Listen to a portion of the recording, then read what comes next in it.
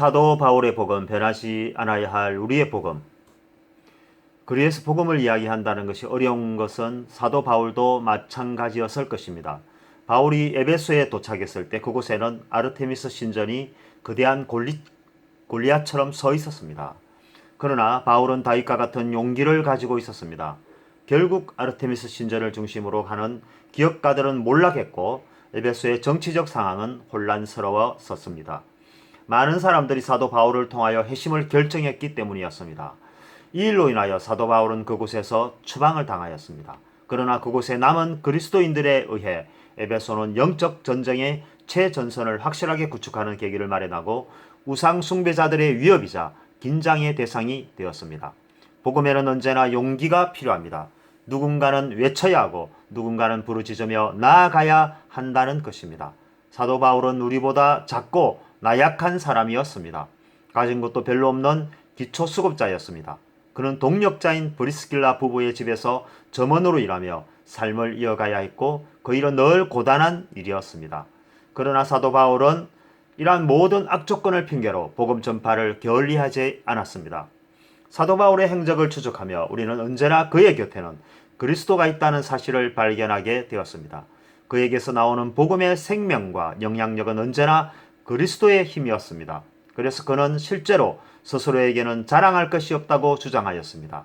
늘 죽음의 위기가 있었지만 바울은 어느 곳에서나 두려움을 가지지 않았습니다. 바울은 로마에서 목숨을 잃었습니다. 그러나 많은 사람들이 그의 죽음을 무모하고 가치없는 죽음이라고 말하지 않았습니다.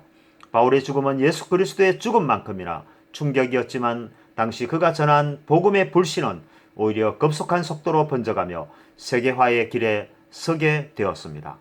성전을 파괴하고 수많은 순교자를 내었던 로마 제국의 칼날은 결국 아무것도 가지지 않은 복음 앞에서 무릎을 꿇었습니다. 순교자의 피와 남은 자들의 기도는 이렇게 하나님의 시간을 앞당겨 주었습니다.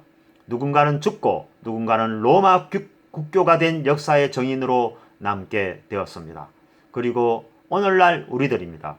복음의 전선은 흩어져 있고 교회와 교회는 서로 경쟁 관계를 유지하며 새로운 국면을 이어가고 있는 비정상적인 시간을 보내고 있습니다. 우리는 이것을 당연한 것, 정상적인 것으로 서서히 받아들이고 있습니다. 그러나 이것이 되돌릴 수 없는 불가피한 상황이라고 할지라도 이것이 정상적이고 아무런 문제가 없는 전도라고 해석해서는 안 된다는 것입니다. 그리고 이것을 우리의 자녀에게 가르치고 교훈해서도 안 된다는 것입니다. 복음은 죽음을 각오하는 용기와 결단 그리고 예수 그리스도입니다.